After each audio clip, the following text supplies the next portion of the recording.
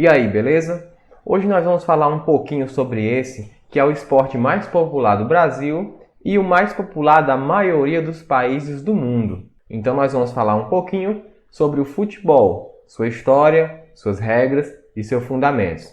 Eu sou o professor Saulo Bezerra da Silva e vou passear junto com você nesse assunto, beleza? Então vamos lá, futebol. Vamos iniciar aqui pela história do futebol. Quando foi que o futebol surgiu? Esse nome futebol vem do inglês, né? Foot significa pé e ball significa bola. Então seria bola no pé ou pé na bola. Mas e aí? Foi na Inglaterra que o futebol surgiu? Vamos ver aqui, né? Continuando.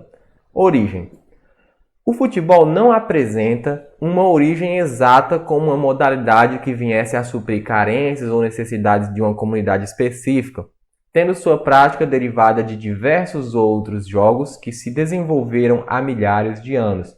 Ou seja, não é como outros esportes que surgiram assim, de repente. Por exemplo, como está dizendo aí, necessidades específicas, como é o caso, por exemplo, do basquete, que foi um professor que inventou o basquete por causa que os alunos não podiam praticar esportes ao ar livre durante o inverno, e ele foi, por causa dessa necessidade, criou o basquete. Ou o vôlei, por exemplo, que foi criado para pessoas que não tinham um porte físico para jogar um jogo mais pesado como basquete, futebol americano. Aí foi criado o vôlei para essas pessoas. Então, são esportes que foram criados de repente por uma necessidade específica. O futebol não. O futebol, ele vem sendo uma construção de milhares de anos de esportes praticados em diferentes povos do mundo. Existem registros de jogos parecidos com o futebol em todas as partes do mundo. Japão, China, Grécia, há 2.000, 3.000 anos atrás. Então, é um esporte que veio sendo construído ao longo do tempo em diversas partes do mundo.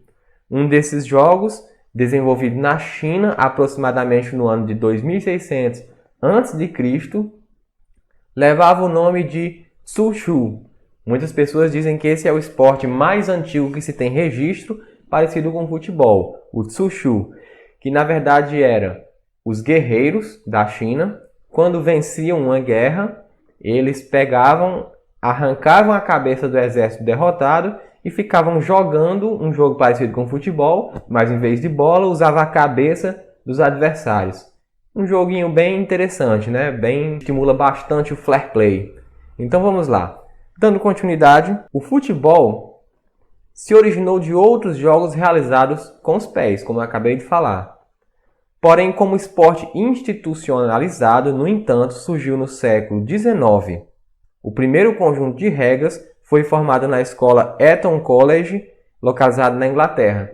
Então, a Inglaterra institucionalizou esse esporte, ou seja, ela organizou, formando um conjunto de regras oficiais, fazendo com que o esporte se tornasse uma coisa oficial, que antes não era. Antes eram brincadeiras que eram feitas em várias partes do mundo, sem nada institucionalizado. Ou seja, nós não podemos dizer que o futebol foi criado na Inglaterra. Ele foi institucionalizado lá. Beleza? O primeiro clube de futebol foi esse clube aí da Inglaterra, Sheffield Football Club.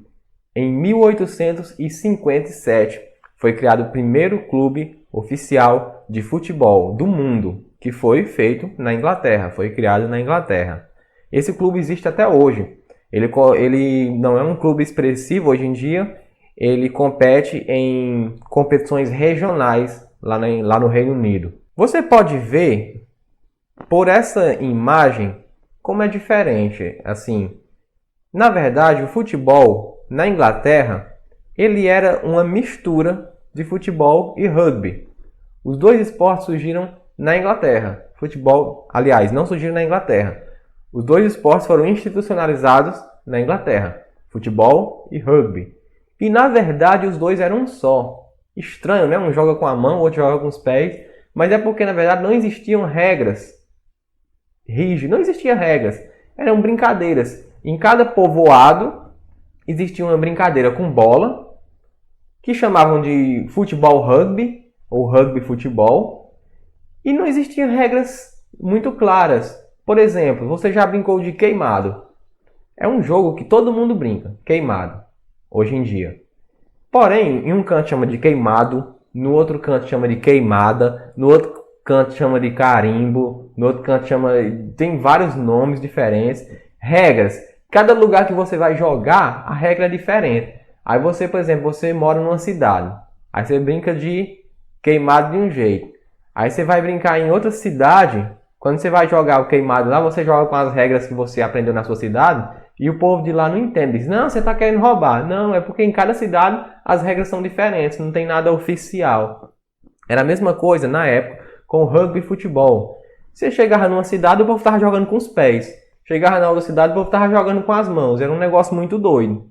E aí, na Inglaterra, o futebol com os pés foi crescendo e as associações de rugby acabaram se dividindo e criando associações de rugby e de futebol. Então surgiu em 1863 a Associação de Futebol Inglês, DFA, que era a associação de futebol mesmo, com os pés. Então foi aí que se dividiu rugby e futebol, que antes era uma coisa só. Hoje em dia são dois esportes diferentes. E, inclusive o futebol americano é muito mais parecido com o rugby do que com o futebol que a gente joga, que lá nos Estados Unidos eles chamam de soccer ball. E o futebol americano foi uma derivação do próprio rugby e ganhou o nome de futebol porque era uma coisa só, futebol e rugby. Beleza? Então, em 1863 surgiu a primeira federação de futebol do mundo, que foi a inglesa. Já em 1904 foi criada a Federação Internacional de Futebol. Tudo isso um processo de institucionalização do esporte que foi crescendo, ganhando regras únicas ao redor do mundo, e aí foi criada a Federação Internacional de Futebol para unificar as regras ao redor do mundo para que seja jogado do mesmo jeito no mundo todo. E no Brasil surgiu em 1914 a Federação Brasileira de Esportes, que em 1916 sofreu uma transformação, se tornando a Confederação Brasileira de Desportos, que essa CBD durou muitas décadas, muito tempo, até que em 1979 surgiu a CBF, que era específico do futebol, diferente da CBD, que é para todos os esportes. E aí a CBF se desmembrou da CBD e até hoje a seleção brasileira é organizada pela CBF, beleza? Um pouquinho sobre a história das Copas do Mundo, né, que é o maior torneio de futebol do mundo hoje em dia. A primeira edição foi em 1930, foi vencida pelo Uruguai. Acontece de 4 em 4 anos a Copa do Mundo. Só não aconteceu no período da Segunda Guerra Mundial, foi da Segunda Guerra Mundial, que teve uma pausa, 2 edições sem ter Copa do Mundo. E os vencedores das Copas do Mundo até hoje são esses aí, né? Uruguai, Itália, Uruguai, Alemanha Ocidental, Brasil, Inglaterra, Brasil, Alemanha Ocidental, Argentina, Itália, Argentina de novo, Alemanha Ocidental de novo, aí Brasil, França, Brasil, Itália, Espanha, Alemanha e França em 2018. Beleza? E agora vamos falar um pouquinho sobre os fundamentos do futebol. Fundamentos. Fundamentos é a mesma coisa que base. Fundamento é a base do esporte. Ou seja, imagine que você vai entrar numa escolinha de futebol, o professor vai lhe ensinar a base para que você possa jogar futebol. Ou seja, os fundamentos. Os fundamentos do futebol são chute. Você vai ter que aprender a chutar para poder jogar futebol. Um chute. O conceito de chute é golpear a bola com os pés, desviando ou dando uma trajetória determinada para o objeto, a bola, né? Esse é o conceito de chute. Existem várias classificações de chute. Em relação à trajetória, o chute pode ser rasteiro, quando a bola vai pelo chão. Pode ser um chute meia altura e um chute alto, quando você chuta a bola fazendo um movimento parabólico, né? Em relação à parte em contato com a bola, o chute pode ser feito com a parte interna do pé, com a parte externa do pé, que é o que muitas pessoas chamam de chute de 3 dedos ou chute de trivela. Pode ser um chute com o bico do pé no caso muita gente chama de bicudo, com a parte de cima do pé, que é chamado de dorso ou peito do pé, e também com o calcanhar. Então são vários tipos de chute, cada um para uma determinada situação. Então, como eu falei, se você for aprender futebol, por exemplo, você vai ter que aprender os vários tipos de chute, porque no momento do jogo você pode precisar de qualquer um deles, né? Então, em relação à posição da bola, um chute pode ser um chute simples, o próprio nome está dizendo, é um chute simples. Um chute bate-pronto é quando a bola está vindo pelo ar e na hora que a bola toca no chão, você chuta a bola de primeira, sem dominar. Ela vem e você chuta. É o chamado de chute bate-pronto. Só que essa bola está no chão. Ela vem do ar e você chuta ela quando ela chega no chão. Diferente do chute de voleio, que é justamente parecido com o bate-pronto, só que a bola está numa meia altura. Então você levanta a sua perna para chutar de lado, assim, por exemplo. Então a bola está na meia altura, ela está vindo e você chuta ela no ar. Que é parecido com a bicicleta, só que a bicicleta já é a bola mais alta ainda, que é como você está vendo na foto. Porém, você vira o seu corpo, você gira o seu corpo no ar para chutar a bola acima, a bola está acima de você. Diferente do vôlei, a bola está aqui na sua altura. A bicicleta, a bola está acima de você e você gira para chutar. E a puxada é um pouco parecido com a bicicleta, só que a bola está baixa. Você chuta a bola que está baixa para a bola passar por cima de você, para trás de você. Esse é o chamado chute de puxada. Beleza? E aí outro fundamento muito importante é o passe. O passe, olha o conceito de passe, é um movimento inerente ao movimento do chute. Ou seja, basicamente é a mesma técnica do chute. Só que com o objetivo de fazer com que a bola assuma uma trajetória pela qual chegue a algum companheiro. Então são os mesmos movimentos do chute, a diferença é que o passe você faz com o objetivo de passar a bola para um companheiro da mesma equipe. Então, em relação à distância, os passes podem ser curtos, até 10 metros de distância, é chamado um passe curto, médios é um passe de 10 a 20 metros de distância e longos são passes acima de 20 metros de distância. Em relação à trajetória, o passe também pode ser rasteiro, alto ou meia altura, igual ao chute.